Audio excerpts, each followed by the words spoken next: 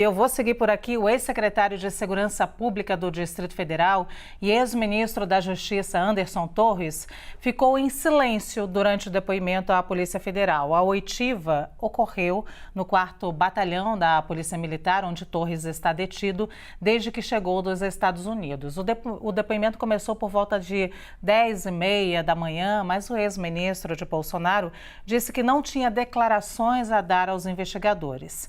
Esse é o tema do nosso painel CNN de hoje. Para nos ajudar a entender melhor quais são as questões éticas e jurídicas dessa prisão, eu convido a professora de Direito Constitucional Samantha Meyer, o jurista e ex-procurador de Justiça Lênio Streck e o professor de Direito Constitucional Gustavo Sampaio. Boa tarde aos três, sejam muito bem-vindos. Vou começar pela Samantha. Samantha, o que representa esse silêncio de Torres nesse depoimento? Era previsível? Bom, boa tarde, Luciana. Boa tarde, professor Lênio Streck, Gustavo. Bom, o direito ao silêncio é um direito constitucionalmente assegurado. Ninguém é obrigado a produzir provas contra si mesmo. Mas me parece que o silêncio, nesse caso específico, se baseou num argumento da defesa de que não teve acesso ao inquérito. Então, se você não, como advogado, não tem acesso aos fatos que estão sendo imputados ao seu cliente, talvez por uma estratégia da defesa tenha sido orientado para que o doutor Anderson permanecesse calado. Mas a gente sabe também que, por outro lado, quando a gente tem tantas dúvidas sobre a real participação dele nos casos ou eventual omissão, se ele tivesse trazido isso à tona, o processo todo seria mais fácil e facilitaria com certeza as investigações. Mas ele não sofre nenhuma penalidade por permanecer calado, porque isso é um direito fundamental assegurado na Constituição e pode ser usado como uma estratégia da defesa. Lênio Streck, a gente pode dizer exatamente a mesma coisa do silêncio, ele não é obrigado a produzir provas contra ele mesmo? O mesmo pode ser dito em relação ao celular dele que ele deixou nos Estados Unidos? Às vezes algumas pessoas caladas são poetas, né? Então, quem sabe o Anderson Torres está exercendo essa arte. Essa história do celular é muito interessante, porque é um celular público, né? E logo essas coisas devem estar hoje na nuvem. Então tudo hoje não é mais como era antigamente. Mesmo o silêncio hoje, que pode ser uma estratégia, como a Samantha disse, pode de fato ainda não ter os elementos para que ele possa responder. A gente não sabe, porque não é o advogado da causa, mas se ele já tivesse, considerando todos os elementos que nós temos, e nós não temos todos, eu diria que não é uma boa estratégia permanecer em silêncio, a não ser contingencialmente em face, talvez, de que ele não tenha os elementos. Agora, existem algumas coisas que não precisa ter os elementos. Por exemplo, aquele documento que todos nós sabemos, e ele sabe, não precisa saber mais que isso, provavelmente. E o celular. O caso celular que você pergunta, Luciana, realmente é algo que dispensa olhar o inquérito. O celular é um celular de uma autoridade. Perdeu quem, como, aonde está, o que houve com o celular. Enfim, aguardemos. Eu agora vou acrescentar para o professor Gustavo Sampaio ainda mais um elemento. Nós trouxemos aqui o silêncio, né? Trouxemos o celular e eu queria entender como essa minuta que foi encontrada na casa de Anderson Torres pode complicar a vida dele. Boa tarde, Luciana. Boa tarde, doutora Samantha, professor Lênio e a todos que nos acompanham aqui na CNN Brasil. Essa minuta, Luciana, dita minuta de decreto de estado de defesa, era, na verdade, a minuta de um golpe de Estado. Não era a minuta de uma decretação de estado de defesa. Porque o artigo 136 da Constituição da República, que regula o estado de defesa na nossa ordem constitucional, e ele pode ser necessário, como foi necessária agora uma intervenção federal no Distrito Federal corretamente decretada, o estado de defesa tem uma diversidade de hipóteses de aplicação mas nunca a de intervir na autoridade do Poder Judiciário, muito menos a de sufocar a independência funcional do Tribunal Superior Eleitoral, tribunal de cúpula da organização judiciária brasileira.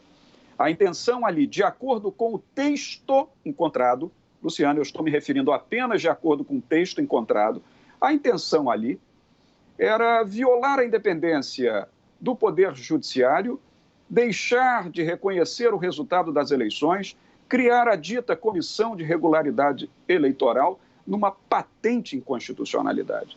Então, em que pese o fato de o ex-ministro Torres ter, claro, a prerrogativa constitucional de não produzir prova contra si mesmo, na qualidade de ex-ministro de Estado, ex-secretário de Segurança, uma explicação é mais do que devida, porque, de fato, esse documento revelava, Luciana, uma violação expressa da ordem constitucional, mas não uma violação segmentar da ordem constitucional, uma violação estrutural da ordem constitucional. Professor Gustavo Sampaio, agora a gente está com um problema com a conexão do professor, mas eu vou continuar então a nossa conversa com a Samantha Meyer e também com o Lênio Streck, e ainda sobre uma fala do professor. Ele fala, apesar dele não ter dito sobre essa minuta, na verdade o Anderson Torres diz, professor, por favor, o senhor pode continuar respondendo já, acrescentando isso na sua resposta. O Anderson Torres disse que recebeu essa minuta de um bolsonarista qualquer, guardou no armário. Isso vai ser aceito?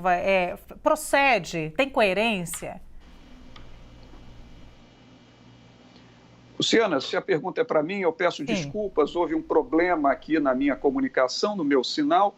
Note, Luciana, claro que o ex-ministro tem toda a legitimidade de dizer o que ele quiser dizer em sua defesa. Afinal, na condição de alguém que está sendo investigado, ele não tem o dever de produzir prova contra si mesmo, muito pelo contrário. Apenas eu devo dizer que, se procede essa alegação dele próprio, de que o documento havia sido levado por um extremista ao seu conhecimento, ora, ele, na qualidade de ministro de Estado da Justiça àquele tempo, no mínimo, tinha o dever de determinar a instauração de um procedimento apuratório, como um jurista preparado que ele é. Ao se deparar com uma proposta de golpe de Estado, ele teria que comunicar às autoridades competentes, inclusive à Polícia Federal, que está sob supervisão maior do próprio ministro de Estado da Justiça, e assim determinar as apurações. Se, porventura, esse texto teria sido apresentado por algum servidor do Ministério da Justiça, sob sua tutela, sob sua subordinação, o ministro teria o dever, inclusive, de instaurar procedimento apuratório sob pena de crime de prevaricação previsto no artigo 319 do Código Penal Brasileiro, que é um crime contra a administração pública. E me causa estranheza, Luciana, porque até o formato da diagramação do documento era um formato próprio da oficialidade dos documentos da União Federal, do governo federal. Então, me parece que melhor dirão as investigações. Isso terá que ser profundamente apurado para saber, de fato, de onde veio esse documento, quem tem a participação, quem tinha conhecimento dele e quem violou o dever de comunicar às autoridades competentes para rechaçá-lo de plano. Eu agora vou pedir uma rodada dos três, até um pouco mais curta, inclusive as respostas, para a gente poder entender o futuro de Anderson Torres e o presente também. Eu começo pelo presente. Anderson Torres deveria ou não estar preso? Ele tem ou não direito à prisão domiciliar, Samantha? Bom, a questão da prisão do Anderson Torres foi uma decisão do ministro Alexandre de Moraes. Ao meu ver, eu não sei se justificaria a prisão preventiva, uma vez que no momento em que os fatos ocorreram, ele estava fora do país. Então, é necessário demonstrar que mesmo fora do país, ele foi omisso no planejamento de segurança e tudo mais, e que o fato dele estar solto representa um perigo para a manutenção da ordem jurídica, econômica, e que ele possa vir a atrapalhar as investigações. Ele tem, ele tem o direito, né, a uma prisão do Estado Maior pela sua qualificação, e se ele terá direito ou não à prisão domiciliar, vai caber ao ministro Alexandre de Moraes. Ao meu ver, não vejo problema. Mas aí, o que a gente observa dentro das decisões do Alexandre de Moraes é um rigor muito grande em relação a isso. Então, eu não vejo como provável a concessão de uma prisão domiciliar ao Anderson. Só que eu só queria deixar bem claro que essas medidas, como prisão preventiva, como essas medidas cautelares, elas são a exceção no nosso ordenamento jurídico. A regra do ordenamento jurídico é que alguém só vá preso com decisão judicial transitada em julgado, como firmado na jurisprudência do STF. Então, essas medidas cautelares têm que ser usadas com muito cuidado. Nós passamos por Operação Lava Jato, que usou de maneira desmedida essas medidas, e depois houve a anulação de uma série de atos. Eu acho que a gente precisa aprender com os erros para que isso não se repita agora. Lênio, a mesma pergunta, te vi acenando positivamente com a cabeça, quero te ouvir sobre isso. Bom, sobre a Operação Lava Jato, eu sou suspeito, né, de falar. Quer dizer, suspeito é o Sérgio Moro, que já foi declarado assim. Conheço bem isso, né, obviamente, e do que aconteceu na República. A prisão do nosso ex-ministro. Veja, nós não estamos tratando aqui de um furto, de um roubo, ou de uma corrupção. Nós estamos falando de uma tentativa de golpe de Estado. Quer dizer, se tivesse dado certo, nós não estaríamos aqui discutindo isso. Porque, veja a sutileza, tentar derrubar o governo. Claro, todo mundo, até no Sri Lanka, tem uma lei que diz tentar derrubar. Sabe por que é tentar? Porque se consegue, não teria nenhum tipo dizendo assim, um crime, derrubar um governo eleito. Não, porque se derrubou, já acabou. Então, o tentar. Então, o que se fez? Se fez uma tentativa, mas de um golpe de Estado, do Estado Democrático de Direito de um país de 210 milhões de habitantes. Se não tem motivos para prender quem tenta um golpe de Estado, numa república, quem será preso nesta república se considerando que os elementos apontem para isso, obviamente. E parece, né, o Gustavo já falou sobre isso, a Samanta, de que há elementos, tu leva o documento para casa, céus, um documento, levo para minha casa, eu reconheço o documento, eu queria destruí-lo, mais um crime confessado. Se tudo isso tem fumos de verdadeiro, a prisão se justifica. Por quê? Porque é um homem poderoso. E se é um homem poderoso, ele mexe com provas. Ele é tão poderoso que lá em Brasília, ele influiu, inclusive, na eleição do próprio governador. Ele tirou do páreo o senador Ruff. Olha, um homem poderoso. Então, está bem fundamentada a prisão, na minha opinião. Eu queria ouvir do Gustavo, e Gustavo, sobra para você sempre trazer mais um elemento, que é ouvir também sobre a prisão, se deveria ou não estar preso, como eu perguntei a Samanta e ao Lênio, se ele tem ou não o direito à prisão domiciliar depois disso, e se deve ser concedida ou não por Alexandre de Moraes.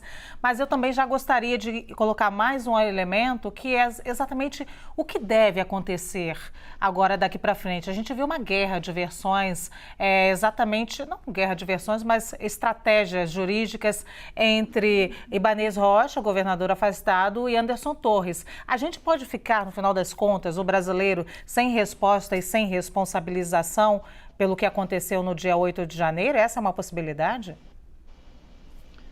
Bem, Luciana, eu devo dizer, começando aqui pela última parte, que é claro que não vai ficar sem resposta o brasileiro, porque nós saímos de um período recente da história em que as notícias falsas eram ostensivamente divulgadas.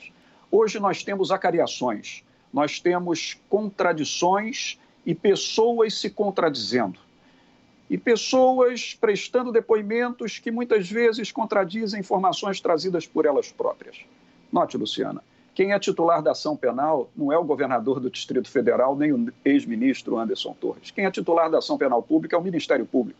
E hoje a legislação brasileira vem recheada de tipos penais como do artigo 359L, de abolição violenta do Estado Democrático de Direito, do 359M, de golpe de Estado, tipos como da prevaricação, que eu já citei, da associação criminosa, no artigo 288 do Código Penal, tudo isso demonstra que o titular da ação penal, o Ministério Público, quando tiver essas provas, ele oferecerá as suas denúncias. E é no Poder Judiciário que o processamento criminal desses agentes vai acontecer e, ao final, sendo prolatada as decisões judiciais que são processualmente reveladas da verdade. Agora, quanto à prisão, para terminar, Gustavo, eu estou de acordo... Pois não, professor Lênio? Pois não.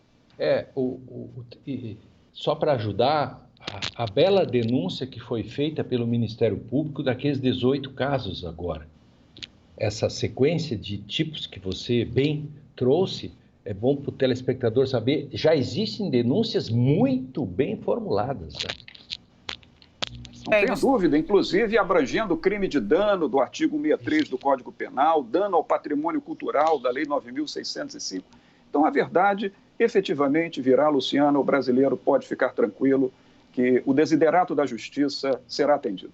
Só para ouvir a Samanta também alguns segundinhos sobre esse mesmo tema. Teremos resposta, Samanta? Eu acho que o brasileiro tem sede de que haja uma punição pelo vandalismo em Brasília.